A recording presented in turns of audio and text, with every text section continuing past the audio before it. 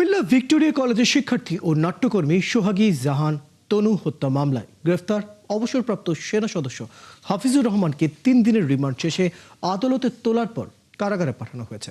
দুপুরে কুমিল্লার senior judicial magistrate Abdullah Al আমানের আদালত তাকে কারাগারে পাঠানোর নির্দেশ দেন।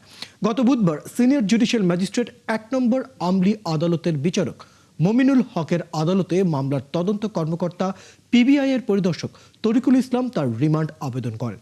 শুনানি শেষে আদালত 3 দিনের রিমান্ড মঞ্জুর করেন। পরে তাকে পিবিআই এর কল্যাণপুরের বিশেষ ইউনিটে নিয়ে জিজ্ঞাসাবাদ করা হয়।